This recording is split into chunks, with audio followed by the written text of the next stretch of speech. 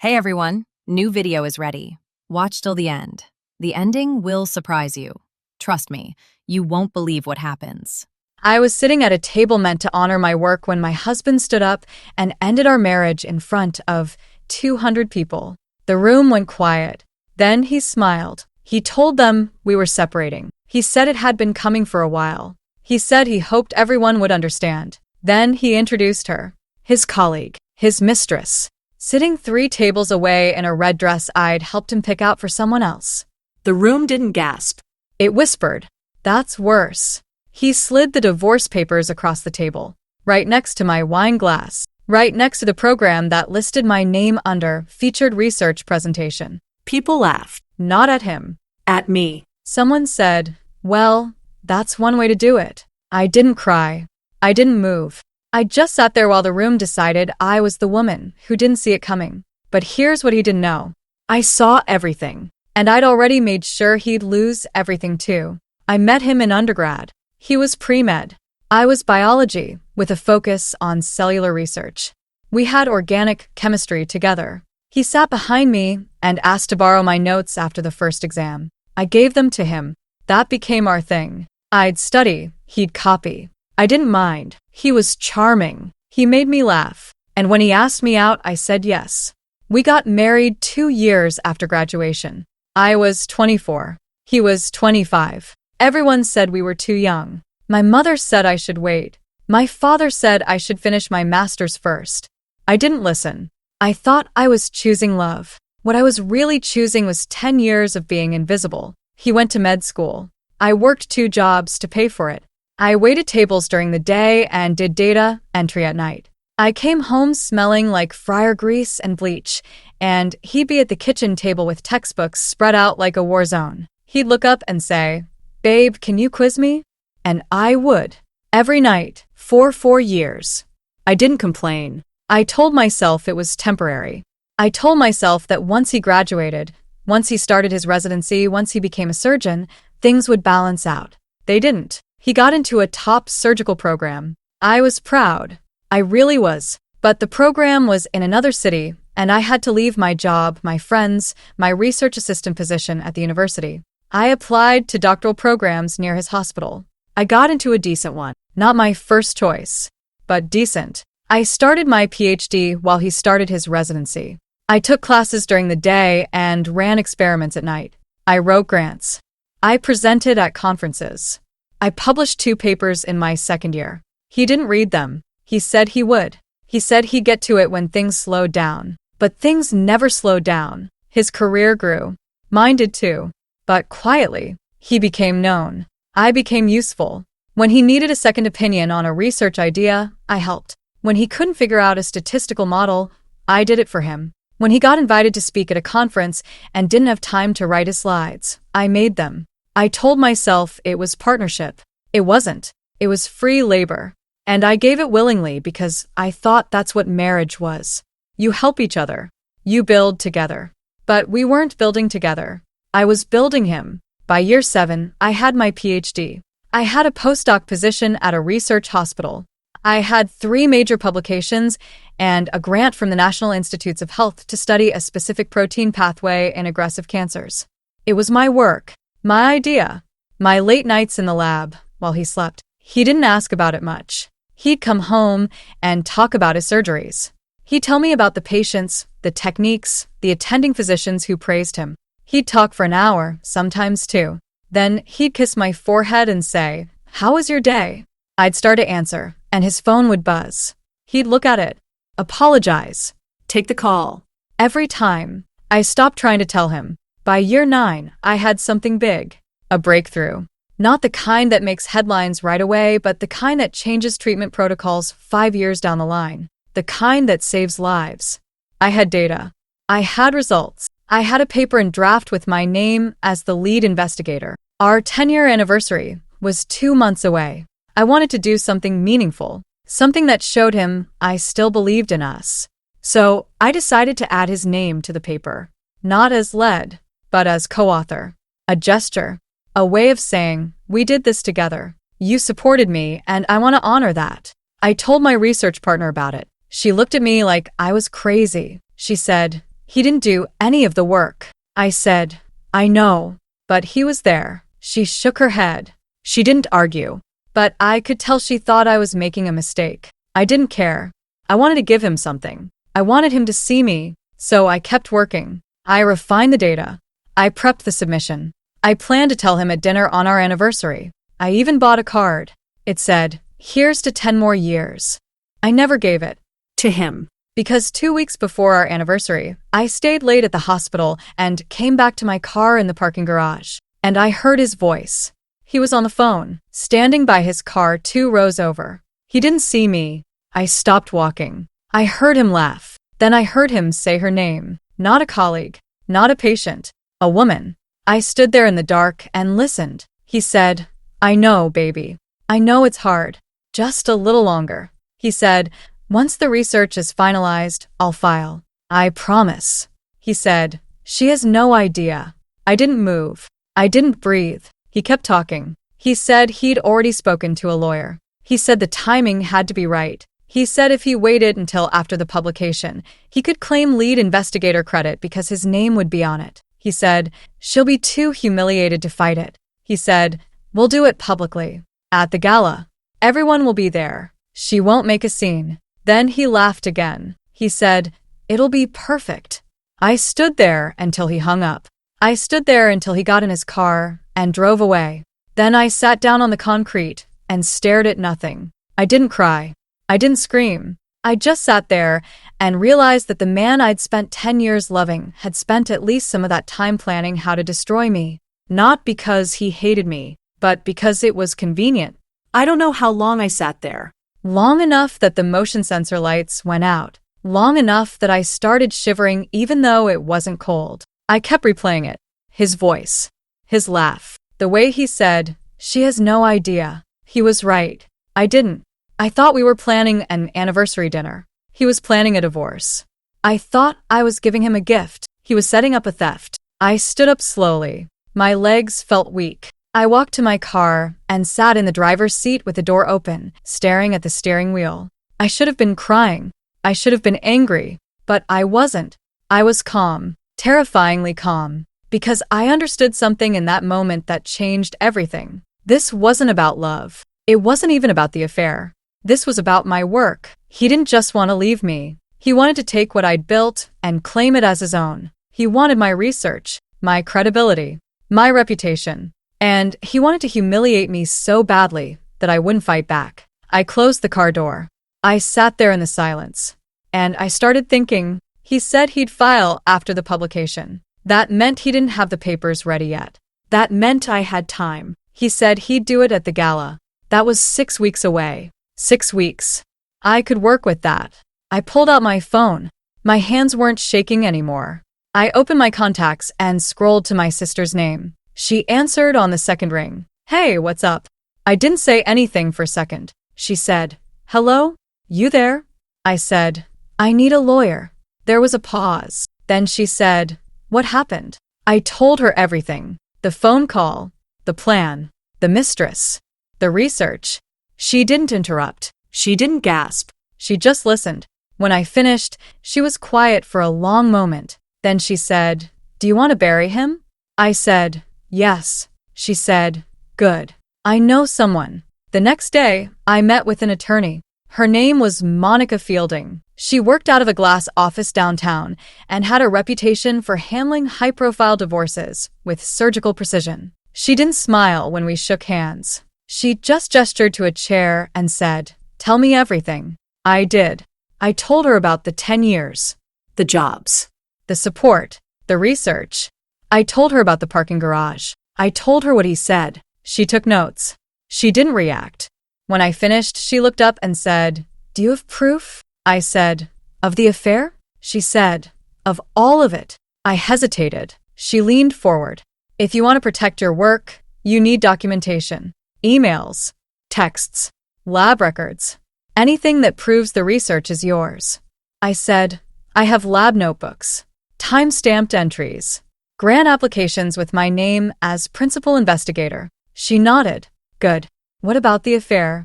I said, "I heard him on the phone, but I don't have recordings." She said, "Then we get them." I looked at her. She said, "You're still living with him, right?" I said, "Yes." She said, "Good. Keep doing that. Act normal. Don't let him know you know." I said, "For how long?" She said, "Until we have everything." I left her office with a list. A list of things I needed to do, things I needed to find, things I needed to document. I went home that night and made dinner.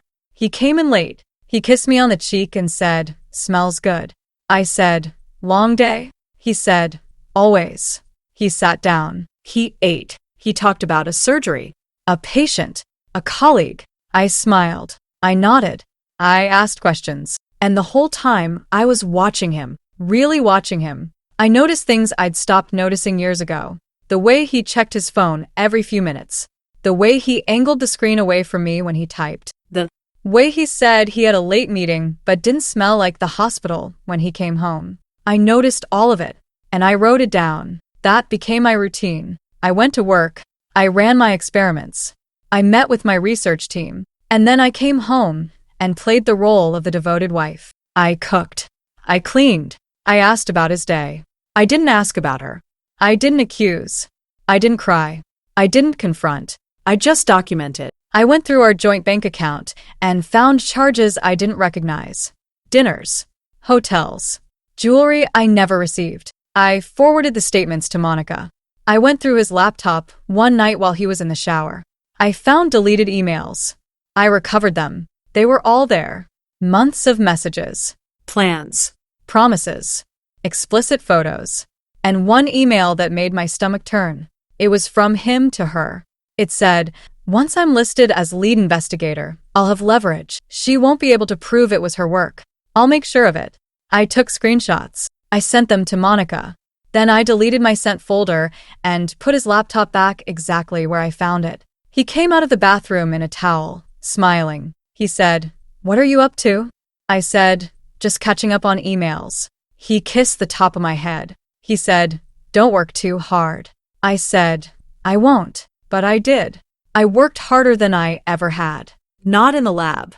In the war, I was building in silence. Monica brought in a forensic accountant. We found more. Grant money that had been redirected. Consulting fees he'd received from a pharmaceutical company that was funding my research. He'd been paid to influence my findings. He hadn't influenced anything, but he'd taken the money. That was fraud. Monica smiled when she saw the records. She said, "This isn't just a divorce anymore." I said, "What is it?" She said, "A career ender."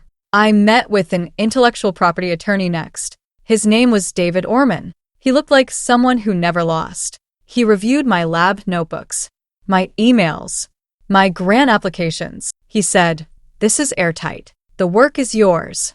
Entirely. I said, "What if his name goes on the publication?" He said, "Doesn't matter. You have proof of origin. If he tries to claim credit, we file for fraud and misrepresentation." I said, "Can we block him from accessing the research?" He said, "We can do better than that. We can file a preemptive cease and desist. The moment his name appears anywhere near your work, we shut it down." I said, "Do it." He did.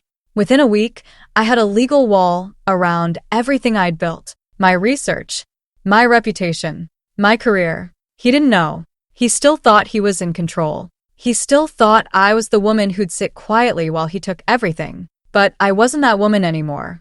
I was someone else now. Someone patient. Someone dangerous.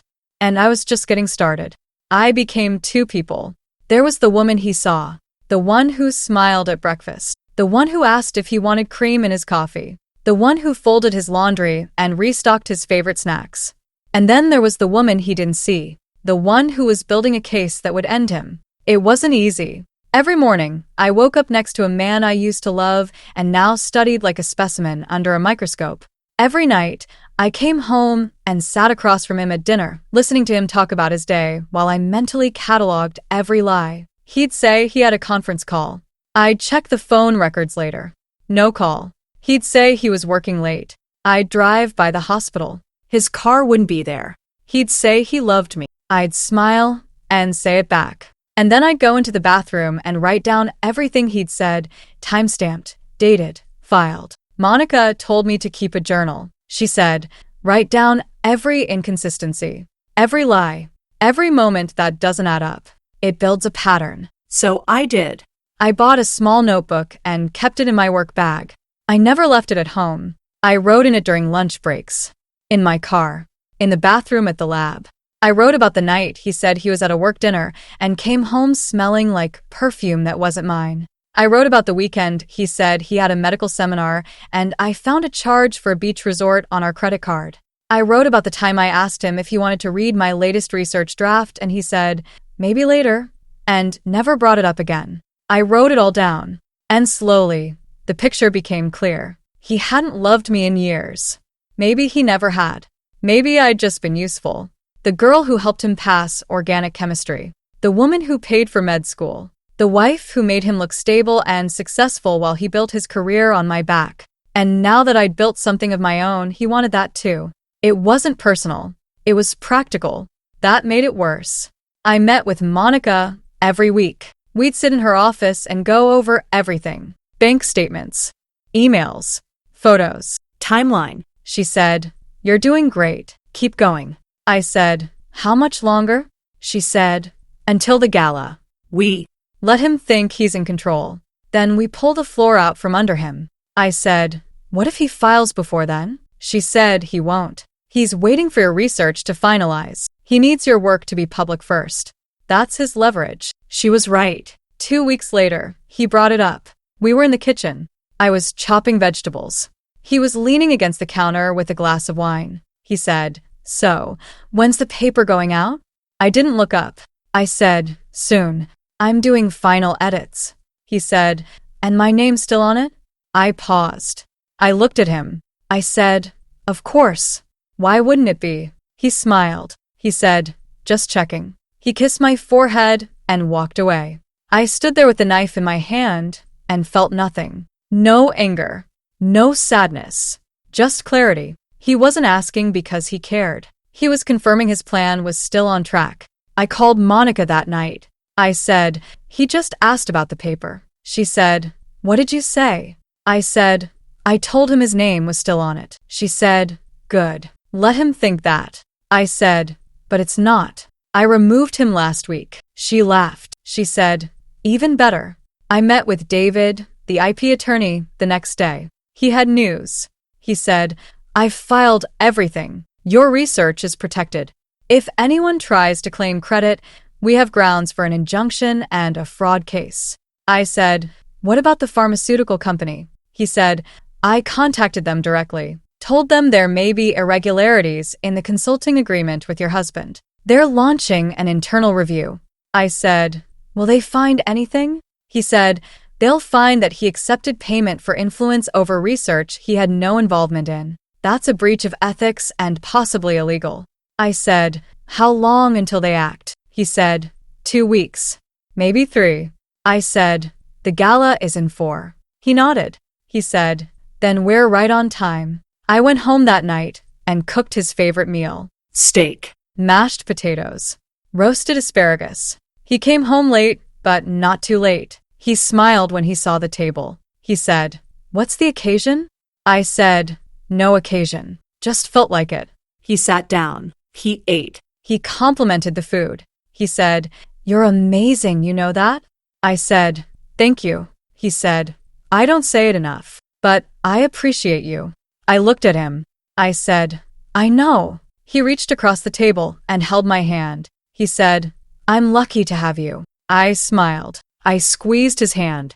And I thought about the restraining order that would be served to him in 3 weeks. I thought about the email I'd already drafted to the hospital board. I thought about the forensic accountant's report sitting in Monica's office. And I said, "I'm lucky too." He believed me. That's the thing about lies. If you say them calmly enough, people believe them. I'd learned that from him. The next few weeks were a performance. I played the part perfectly. I laughed at his jokes. I asked about his patience. I didn't flinch when he checked his phone at dinner. I went to the gym with him on Sunday mornings. I watched movies with him on Friday nights. I even initiated sex twice. Not because I wanted to, but because I needed him to believe nothing had changed. He did. He relaxed. He stopped being so careful with his phone. He started talking about the gala openly. He said, "It's going to be a big night." I said, "I know. I'm excited." He said, "You should be. Your work is incredible." I said, "Our work." He smiled. He said, "Right. Our work." I wanted to laugh, but I didn't. I just nodded and went back to folding laundry. My sister called me one night while he was in the shower. She said, "How are you holding up?" I said, "I'm fine." She said, "You don't sound fine." I said, "I'm pretending to be married to a man who's planning to humiliate me in front of 200 people. I'm fine." She was quiet. Then she said, "You don't have to do this. You could leave now."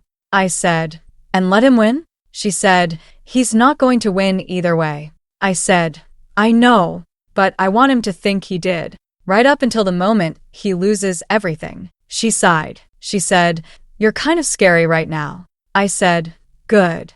She laughed. She said, "I'm proud of you." I said, "Don't be. Not yet." But I appreciated it. Because there were moments when I almost broke. Moments when I wanted to scream at him. Moments when I wanted to throw the evidence in his face and watch him fall apart. But I didn't.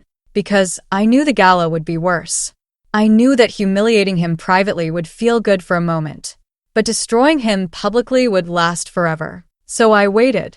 I smiled. I cooked. I pretended. And I counted down the days. Monica's office became my second home. I went there twice a week, sometimes more.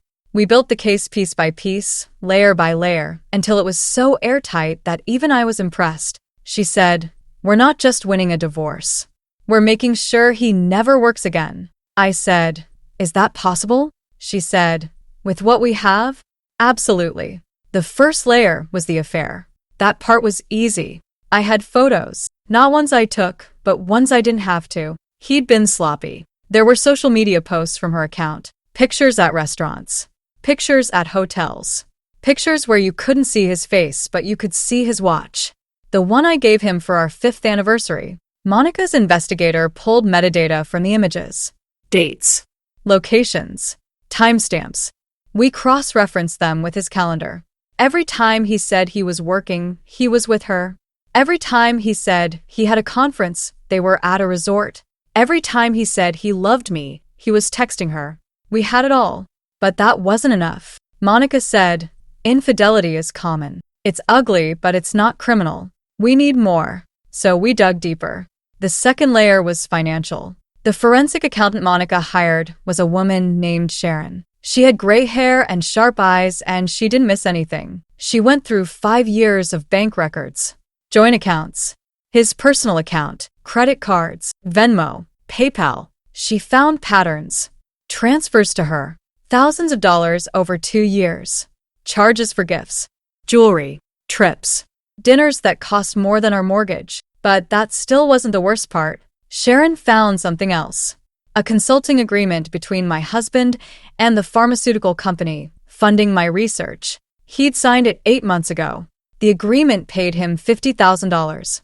In exchange, he was supposed to provide insight and guidance on clinical applications of my work. But he'd never provided anything. He didn't even understand my work. He'd just taken the money. Sharon flagged it immediately. She said, "This is a conflict of interest, possibly fraud." Monica said, "Can we prove he didn't do the work?" Sharon said, "There's no documentation, no emails, no reports, no meeting notes. He was paid for nothing." I said, "So he stole $50,000? She said, "Technically, yes." Monica leaned back in her chair. She said, "That's leverage." The third layer was the research itself. David, the IP attorney, handled that. He went through every document I had. Lab notebooks dating back 3 years. Every entry was handwritten, dated, and signed by me. Grant applications. My name as principal investigator. My signature on every page. Email chains with collaborators. Every message came from my account. Preliminary data presentations. My name on every slide. Conference abstracts. My name listed first. David said, "This is ironclad. The work is yours. There's no question." I said, "But his name is on the draft." He said, "Doesn't matter. We have proof of origin. If he tries to claim lead credit, We file for academic fraud and misrepresentation. I said, what does that mean for him? He said, it means his medical license gets reviewed. His hospital privileges get suspended. His reputation gets destroyed. I said, how long does that take? He said, once we file, the board has to investigate. Usually 30 days. Monica said, we don't need 30 days. We just need the threat. David nodded. He said, I'll draft the cease and desist now. The moment he tries anything, we send it. I said, what if he tries to publish before the gala? David said, he can't. You're the corresponding author.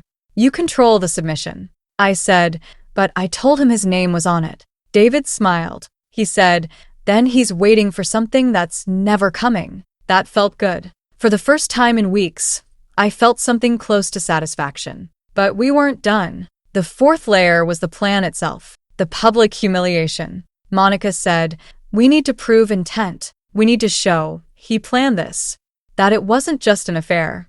It was calculated. I said, I have a phone call, the one I overheard. She said, that's hearsay. We need something documented. I said, I don't have recordings. She said, what about text, emails? I said, I went through his laptop. I found emails, but they're vague. She said, show me. I pulled up the screenshots on my phone. There was one from him to her. It said, timing is everything. Once the paper is out, I'll make the move. Public is better. She won't fight back if everyone's watching. Monica read it twice. She said, that's intent. I said, is it enough? She said, it's enough to destroy him in court. And it's definitely enough to destroy him socially. She saved the screenshot. She said, anything else? I scrolled through my photos. There was another one, an email from her to him. It said, are you sure this will work? What if she finds out? His response, she won't. And even if she does, it'll be too late. I'll already have the credit. Monica smiled. She said, he's not just unfaithful. He's stupid. I said, what do we do with this? She said, we hold it until the right moment. I said, the gala. She said, exactly. By the end of the fourth week, we had everything. A timeline of the affair, proof of financial misconduct, documentation of research theft, evidence of intent to defraud and humiliate. Monica laid it all out on her desk. She said, this is the most comprehensive case I've ever built. I said, what happens next? She said, we wait. I said, for what? She said, for him to think he's won. I went home that night and looked at him differently. Not with anger, not even with hate, with pity, because he had no idea what was coming. He thought he was 10 steps ahead, but I'd already run the whole race. He was at the kitchen table when I walked in. He looked up and smiled. He said, hey, how was your day? I said, good, productive. He said, mine too. I finalized the details for the gala. I said, oh yeah. He said, yeah. I'm introducing you. I thought it would be nice. I said, that's sweet. He said, I mean, we did this together, right? I said, right. He stood up and hugged me. He said, I'm really proud of you. I hugged him back. I said, thank you. And I thought about the envelope sitting in Monica's office. The one with his name on it. The one that would be hand-delivered to him the morning of the gala. The one that contained a restraining order, a cease and desist, and a list of every institution that had already been notified of his fraud. I thought about his face when he opened it, and I smiled. The hardest part wasn't the lying. It was the intimacy. Not the physical kind, though that was hard too. It was the small moments. The moments when he'd reach for my hand while we watched TV. The moments when he'd kiss me goodbye in the morning. The moments when he'd say, I love you, and wait for me to say it back. I always did. I said it like I meant it. I said it while looking him in the eye. And every time, something inside me died a little more. Not because I still loved him, but because I was becoming someone I didn't recognize. Someone who could smile while planning destruction. Someone who could lie as easily as breathing. Someone cold. My sister noticed. We met for coffee one Saturday while he was at the hospital. She looked at me across the table and said, you look different. I said, different how? She said, harder. I stirred my coffee. I said, I'm fine. She said, You're not fine. You're pretending to be married to a man who's going to humiliate you in 2 weeks. That's not fine. I said, I can handle it. She said, I know you can. That's what scares me. I looked at her. I said, what do you mean? She said, you're not even angry anymore. You're just cold, like you've already buried him, and you're just waiting for the funeral. I didn't say anything. She reached across the table and touched my hand. She said, don't let him turn you into someone you're not. I said, he didn't turn me into anything. I chose this. She said, I know, but when it's over, you still have to live with yourself. I pulled my hand back. I said, I'll be fine. She didn't look convinced, but she didn't push. She just said, I'm here. Whenever you need me. I said, I know, but I didn't call her. Not that week. Not the next. I didn't talk to anyone except Monica and David and Sharon. I became a ghost in my own life. I went to work. I came home. I played the role.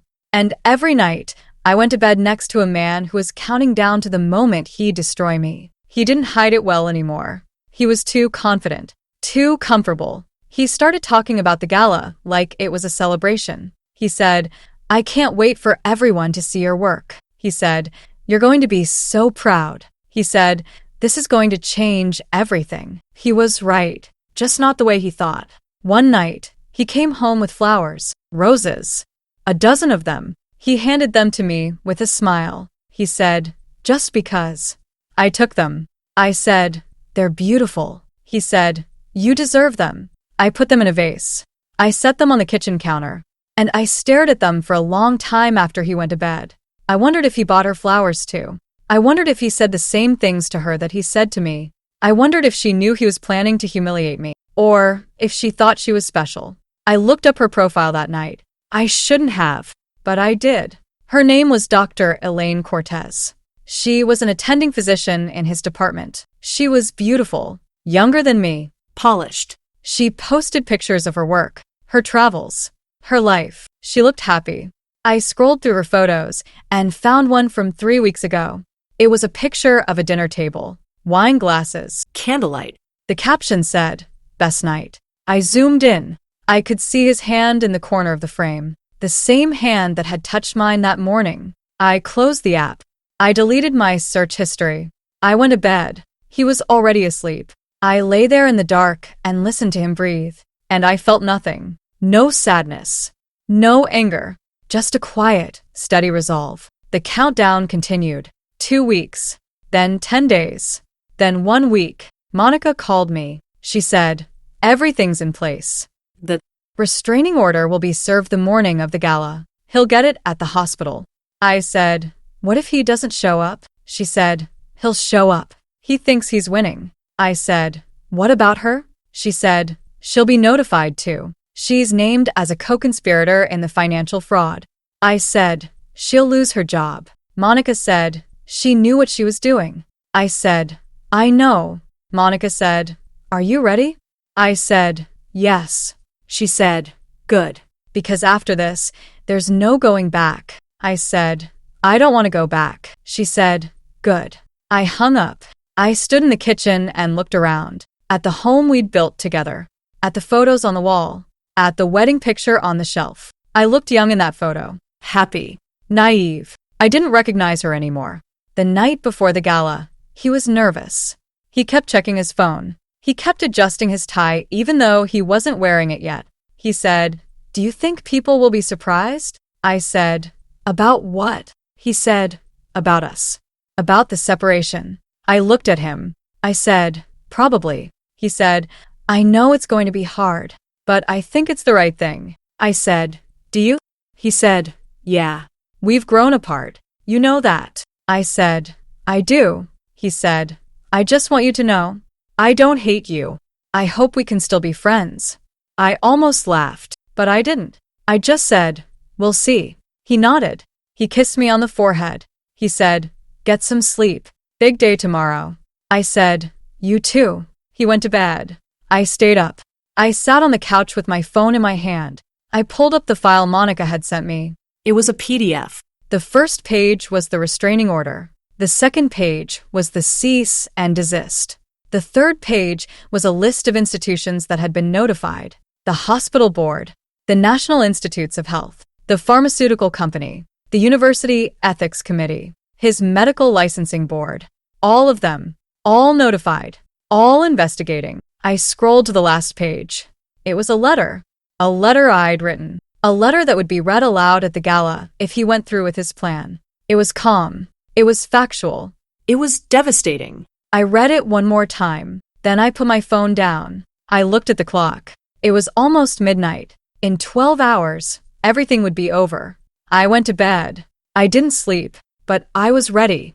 The gala was held at the Constellation Ballroom downtown. Floor-to-ceiling windows, crystal chandeliers, white tablecloths and gold-rimmed plates. 200 people, surgeons, researchers, department heads, donors, everyone who mattered. I wore a navy dress. Simple, elegant, nothing flashy.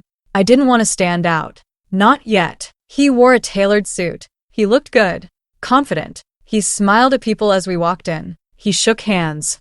He laughed. He introduced me.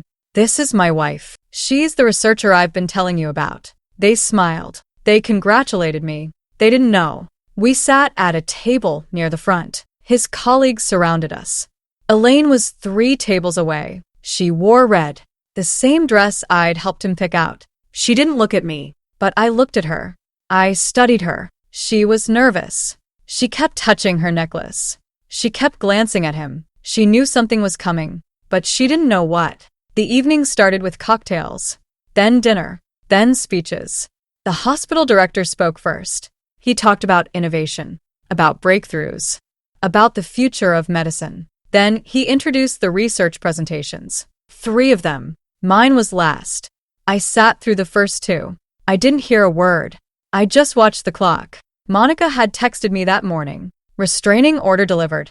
He signed for it at 9:47 a.m. That was 8 hours ago. He'd had time to read it. He'd had time to panic. But he was still here. Still smiling. Still acting like nothing was wrong. I didn't understand. Then I saw him check his phone under the table. He typed something quickly. He put the phone away. He looked at me. He said, "You okay?" I said, "I'm fine." He said, "You look tense." I said, "Just nervous." He squeezed my hand. He said, "You're going to be great." I smiled. I said, "Thank you." But inside, I was confused. Why wasn't he reacting? Why wasn't he angry? Why was he still pretending?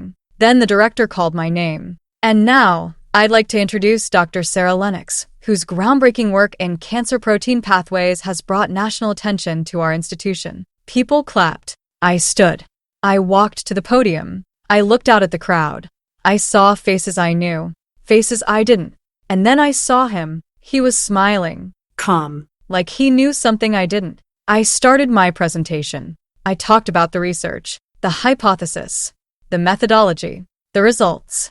I kept it short, 5 minutes. When I finished, people clapped again. I walked back to my seat. The director stood up. He said, "Thank you, Dr. Lennox. Truly incredible work." Then he paused. He said, "And I'd like to recognize someone else who contributed to this research. Dr. Nathan Lennox, would you stand?" My husband stood. People clapped. He smiled. He waved. Then he did something I didn't expect. He raised his hand. He said, "Actually, if I could say a few words?" The director looked surprised. But he said, "Of course." Nathan walked to the podium. He adjusted the microphone. He looked out at the crowd. He said, "Thank you. I'll be brief." He paused. He looked at me. He said, "I want to start by saying how proud I am of my wife. She's brilliant. She's dedicated. And this research is a testament to her hard work." People smiled. I didn't. He said, "But I also want to be honest with all of you tonight." The room went quiet. He said, "Sarah and I have decided to separate." There were gasps, whispers. I didn't move. He said, "It's been coming for a while. We've grown apart. And I think it's important to be transparent, especially in a room full of colleagues and friends." He looked at me again. He said, "I hope we can remain professional. I hope we can continue to support each other's work." Then he reached into his jacket pocket. He pulled out an envelope. He walked to the table. He set it down in front of me. He said, "I'm sorry it had to be like this." The room was silent. Everyone was staring. At me. At him. At the envelope. I looked down at it. Divorce papers. Right there. In front of 200 people. Someone laughed. Not loud. Just a nervous chuckle. Someone else whispered, "Oh my God." Nathan walked back to the podium. He said, "I know this is uncomfortable." But I wanted to do this with respect. With honesty. Then he gestured to the back of the room. He said, "And I'd like to introduce someone who's been a great support to me during this difficult time." Elaine stood. She walked toward the front. She stood next to him. He put his arm around her. He said, "This is Dr. Elaine Cortez. We've been seeing each other for several months. And I wanted you all to know." The whispers got louder. People were looking at me. Waiting for me to react. Waiting for me to cry. Or scream. Or run. I didn't. I just sat there. Calm. Still. And then I smiled. Not a sad smile. Not a bitter smile. A knowing smile. Because he'd just done exactly what I needed him to do. He'd humiliated me publicly. In front of witnesses. In front of colleagues. He'd proven intent. He'd proven cruelty. And he'd done it all himself. I stood up. The room went quiet again. I picked up the envelope. I didn't open it. I just held it. I looked at him. I looked at her. And then I looked at the director. I said, "May I respond?" The director looked uncomfortable, but he nodded. He said, "Of course." I walked to the podium. Nathan stepped aside. Elaine stepped back. I set the envelope down. I adjusted the microphone. I looked out at the crowd. And I said, "Thank you for letting me speak." My voice was steady. Calm. I said, "I want to start by saying that I'm not surprised." I paused. I said, "I've known about the affair for 6 weeks." There were gasps. Nathan's face went pale. I said, "I've known about the plan to humiliate me publicly." I looked at him. I said, "I've known about the plan to steal credit for my research." His mouth opened. Nothing came out. I said, "And I've known about the $50,000 you took from the pharmaceutical company for consulting work you never did." The room exploded. Whispers. Murmurs. Shock. I didn't stop. I said, "I've spent the last 6 weeks building a case. Not just for divorce, but for fraud, for financial misconduct, for academic misrepresentation." I pulled a folded piece of paper from my clutch. I said, "This morning, you were served with a restraining order that blocks you from accessing my research. You were also notified that the hospital board, the NIH, and your licensing board are all investigating you." Nathan stepped forward. He said, "Sarah, stop." I said, "No." I looked at the crowd. I said, "I filed for divorce 3 weeks ago. On my terms. With full documentation of every lie, every affair, every dollar you stole." I looked at Elaine. I said, "And Dr. Cortez has been named as a co-conspirator. She'll be investigated as well." Her face went white. I looked back at Nathan. I said, "You thought you could humiliate me. You thought I'd be too embarrassed to fight back." I smiled. I said, "You were wrong." Then I picked up his envelope. I tore it in half. I dropped it on the floor. And I walked out. The room was silent. Then someone started clapping. Slow at first. Then faster. Then more people joined. By the time I reached the door, the entire room was applauding. I didn't look back. I just walked out into the night. And I finally breathed. I didn't go home. I went to Monica's office. She was waiting for me. She had champagne on ice. When I walked in, she stood up and smiled. She said, "You were perfect." I said, "It's not over yet." She said, "The hard part is." She poured 2 glasses. She handed me one. She said, "To you." I took it, but I didn't. Drink. I said, "What happens now?" She sat down. She opened her laptop. She said, "Now we watch it unfold." She turned the screen toward me. There were emails.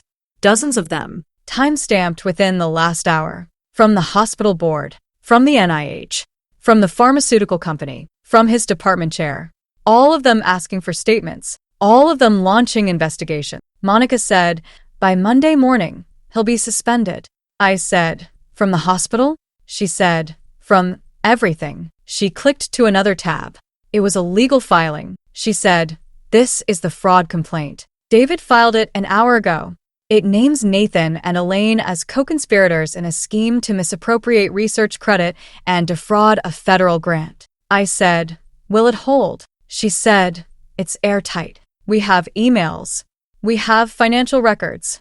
We have his own words admitting intent. I said, what about his medical license? She said, the state board will review. It takes time. But with the ethics violations, the fraud, and the conflict of interest with a pharma company, he'll lose it. I said, how long? She said, 6 months. Maybe less.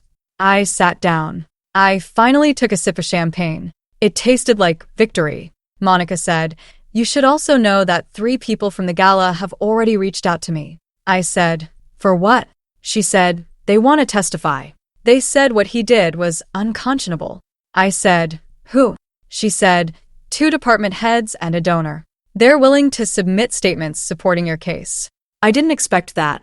I didn't expect anyone to take my side, but they did. Monica said, people aren't stupid. They saw what he tried to do, and they saw you handle it with dignity. I said, I didn't feel dignified. She said, you were. My phone buzzed. It was my sister. The text said, are you okay? I texted back, I'm fine. She called immediately. I answered. She said, I just heard. Someone from the gala called me. They said you tore him apart. I said, I just told the truth. She said, everyone's talking about it. People are saying he's done. I said, he is. She was quiet for a second. Then she said, how do you feel? I thought about it. I said, tired. She said, come stay with me tonight. You shouldn't be alone. I said, I'm at Monica's. She said, then come after, please. I said, okay. I hung up. Monica was watching me. She said, you need to rest. The next few days are going to be intense. I said, what do you mean? She said, the story's going to spread. People are going to ask questions. The press might get involved. I said, the press? She said, this is a scandal. A surgeon defrauding a federal grant and stealing his wife's research? That's news. I hadn't thought about that. Monica said, I'll handle it, but you need to be prepared. I said, for what? She said, for people to take sides. Some will support you. Some will defend him. It's going to get ugly. I said, it's already ugly. She said, it's going to get worse before it gets better. She was right. By Sunday morning, I had 17 missed calls. Colleagues. Friends. People I hadn't spoken to in years. I didn't answer any of them. I stayed at my sister's house and turned off my phone, but she kept hers on. And she kept updating me. She said, the hospital released a statement. They're putting Nathan on administrative leave pending the investigation. She said, Elaine's been suspended too. She said, someone posted about it on Twitter. It's going viral. I said, what are they saying? She showed me her phone. The post said, surgeon publicly divorces his wife at a medical gala, tries to steal her research, gets exposed for fraud instead. Karma is real. It had 50,000 likes. There were comments. Hundreds of them. Some supported me. She's a queen for handling it like that. Imagine being that bold and that stupid. He ruined his own career. Some supported him. We don't know the whole story. She's probably lying for revenge. This feels like a hit job.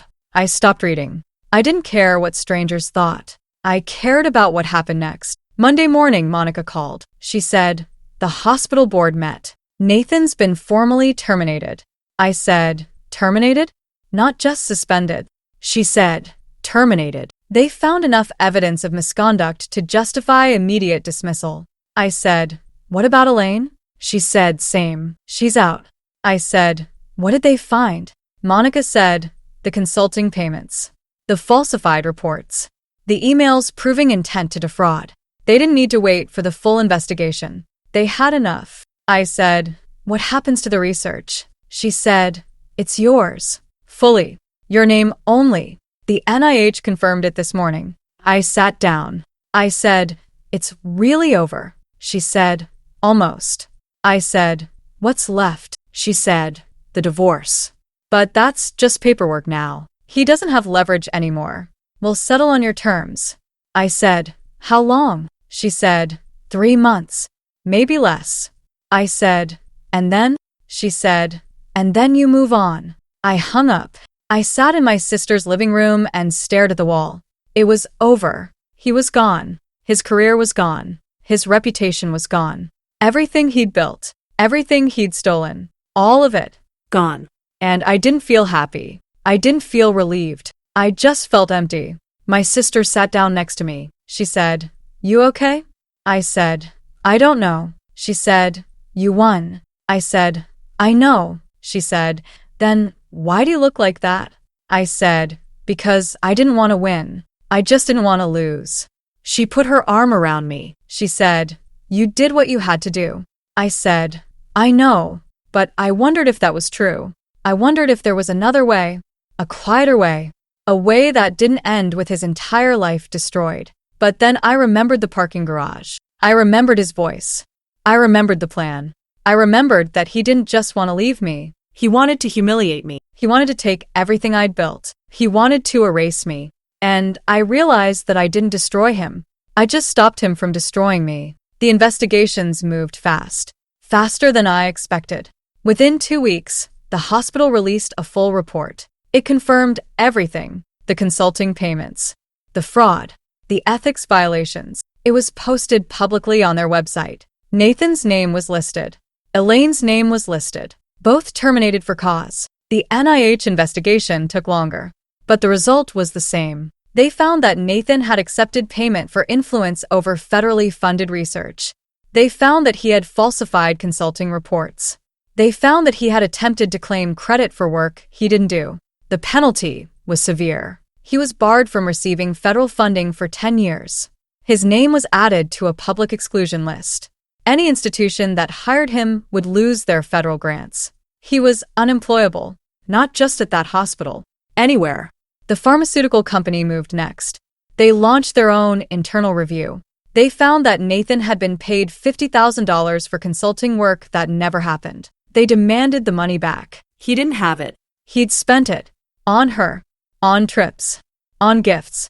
They sued him. The case settled quietly. He had to pay it back in installments. $10,000 a year for 5 years. But he didn't have a job. He didn't have income. He had nothing. Elaine's career collapsed too. She'd been a rising star, an attending physician at 34, published researcher, teaching faculty, all of it gone. She tried to get a job at another hospital. She was turned down. She tried private practice. No one would hire her. She'd been named in the fraud case. Her name was on the same exclusion list. She was done. I heard through a colleague that she moved back to her hometown, somewhere in Ohio. I didn't follow up. I didn't care. The divorce finalized in April, 3 months after the gala. Monica had negotiated everything. I kept the house. I kept the car. I kept my retirement accounts. He got nothing. No alimony. No assets. No claim to my research. The settlement was 1 page long. I signed it in Monica's office. She said, "How does it feel?" I said, "Like closing a book I should have closed years ago." She said, "You did the right thing." I said, "I know, but I still didn't feel good about it." I felt relieved, but not good. Monica said, "He signed this morning. It's done." I said, "Did he say anything?" She said, "No." His lawyer said, "He just wanted it over." I said, "So do I." I left her office and went home, to my house. Not her house. Mine. I walked through the rooms and saw him everywhere. His coffee mug in the cabinet, his jacket in the closet, his handwriting on the grocery list stuck to the fridge. I spent the weekend erasing him. I threw out his things. I donated his clothes. I repainted the bedroom. I bought new sheets. I rearranged the furniture. By Sunday night, the house looked different. It felt different. It felt like mine. My sister came over with wine and takeout. She looked around and said, "Wow, you really did it." I said, "I had to." She said, "How do you feel?" I said, "Lighter." She smiled. She said, "Good. You deserve that." We ate on the couch. We watched a movie. We didn't talk about him. For the first time in months, I didn't think about him. I just existed. Work became my focus. My research moved forward. Without his name attached, it moved faster. I published the paper in June. It was accepted by a top-tier journal. My name was listed first. My name was listed only. The response was overwhelming. Colleagues reached out to congratulate me. I was invited to speak at 3 conferences. I was offered a promotion, a better lab, a bigger team, more funding. I said yes to all of it. By the fall, my career had reached a level I'd only dreamed about. I won an award, not at a gala, at a national conference. I stood on stage in front of 1,000 people and accepted it. And this time, no one interrupted. No one humiliated me. No one tried to take it away. It was mine. I saw Nathan once after the divorce. It was by accident. I was at a coffee shop near the hospital. He walked in. He looked different. Thinner. Older. Tired. He saw me. He froze. I didn't. I just looked at him. He opened his mouth like he wanted to say something. Then he closed it. He turned around and left. I didn't follow him. I didn't feel anything. Not anger. Not pity. Nothing. He was a stranger. I finished my coffee and went back to work. People asked me about him sometimes. Colleagues. Friends. They'd say, "Have you heard from him?" I'd say, "No." They'd say, "Do you know what he's doing?" I'd say, "No." And I don't care. And I meant it. I didn't follow his life. I didn't check his social media. I didn't ask about him. He was gone. And I was fine with that. Better than fine. By the end of the year, I started seeing someone new. His name was Dr. Aaron Fields. He was a cardiologist. We met at a conference. He asked about my research, not to take credit, just because he was interested. We talked for an hour. Then 2. Then he asked for my number. I hesitated, but I gave it to him. We went to dinner the next week. He asked about my work. He asked about my life. He listened, really listened. He didn't interrupt. He didn't check his phone. He didn't try to one-up me. He just cared. It was strange and wonderful. We took it slow. I wasn't ready to rush into anything. He understood. He said, "I'm not going anywhere." And he wasn't. He showed up. Every time. He remembered things I told him. He asked follow-up questions. He celebrated my wins. He supported my work. He treated me like an equal, like a partner. It was everything my marriage wasn't. And for the first time in years, I felt seen. 2 years after the gala, I was invited back. Same venue. Same event. This time, I was the keynote speaker. I almost said no. The memory of that night still sat heavy in my chest. But my sister said, "You should go. You should show them who you became." So I did. I walked into the Constellation Ballroom in a different dress, a different version of myself. The room looked the same. Crystal chandeliers. White tablecloths. 200 people. But I felt different. Stronger. Calmer. Free. People recognized me. They came up to shake my hand. They congratulated me on my work. They said, "We're so glad you're here." No one mentioned Nathan. No one mentioned that night. But I knew they remembered. I could see it in their faces. The curiosity. The respect. I stood at the podium and looked out at the crowd. I said, 2 years ago, I stood in this room and my life fell apart. The room went quiet. I said, my husband announced our divorce in front of all of you. He introduced his mistress. He humiliated me publicly. I paused. I said, and I let him think he'd won. I smiled. I said, but he didn't. Because while he was planning how to destroy me, I was building a case that would end his career. There were murmurs. I said, I'm not telling you this to gloat. I'm telling you this because I want you to understand something. I looked around the room. I said, kindness is not weakness. Silence is not surrender. And patience is not passive. I said, I didn't destroy him. I documented him. I said, I used the system. I followed the rules. I built a case so airtight that when the truth came out, no one could deny it. I said, and I did it while pretending everything was fine.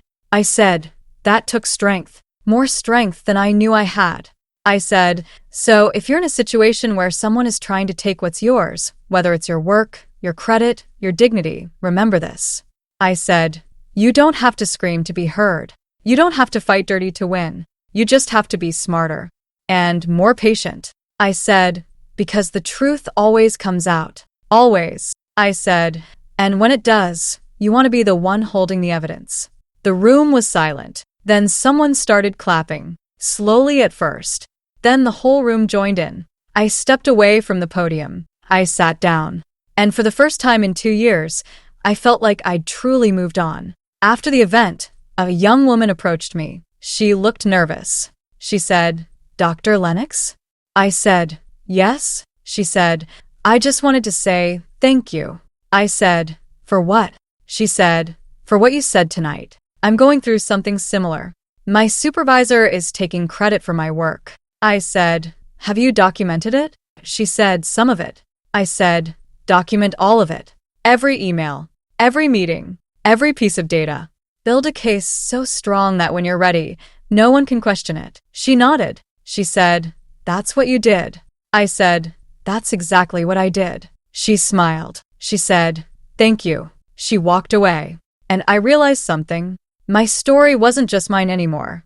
It was a blueprint for anyone who'd been silenced, for anyone who'd been stolen from, for anyone who'd been underestimated. I'd survived. And I'd won. Not because I was louder, but because I was smarter. I drove home that night and sat in my driveway for a minute. I looked at my house. The house I'd fought for. The house that was finally completely mine. I thought about Nathan. I wondered where he was. I wondered if he ever thought about me. I wondered if he regretted it. But then I stopped wondering, because it didn't matter. He made his choices. I made mine. And I was happy with mine. I walked inside. Aaron was in the kitchen making dinner. He looked up and smiled. He said, "How'd it go?" I said, "Good. Really good." He said, "I'm proud of you." I said, "Thank you." He kissed me. He said, "You hungry?" I said, "Starving." We ate together. We talked about our days. We laughed. We made plans for the weekend. And it felt normal. Beautifully, wonderfully normal. Later that night, I sat on the couch with a glass of wine. Aaron was reading next to me. I thought about everything that had happened. The betrayal, the pain, the fight. And I realized something. I didn't regret it. Not the marriage, not the fight. Not any of it. Because it made me who I was. Stronger. Smarter. More careful. I learned that love isn't enough. Respect matters. Honesty matters. Partnership matters. I learned that I could survive anything, even the worst betrayal, even public humiliation, even the loss of someone I thought I'd spend my life with. I learned that I didn't need someone to complete me. I was already whole. I learned that my work mattered, that my voice mattered, that I mattered, and no one could take that away from me. Not Nathan. Not anyone. I set down my wine glass. I looked at Aaron. I said, "I love you." He looked up. He smiled. He said, "I love you too." And I meant it. Not the way I meant it with Nathan. This was different. This was real. This was built on truth. I closed my eyes and breathed. For the first time in years, I felt at peace. The fight was over. The war was won. And I was free. If you've ever been underestimated, stolen from, or betrayed by someone you trusted, I want you to know something. You are not weak for staying quiet. You are not weak for building your case in silence. You are strategic, and strategy wins. I didn't destroy my ex-husband because I was cruel. I documented him because I was smart. And when the time came, the truth did the rest. If you've ever chosen patience over rage, if you've ever protected what was rightfully yours, if you've ever walked away from someone who underestimated you and built something better, share your story. You're not alone, and you're stronger than you think. Subscribe if you want more stories like this. Stories about survival, strategy, and the quiet power of knowing your worth, because you deserve to win, and you will.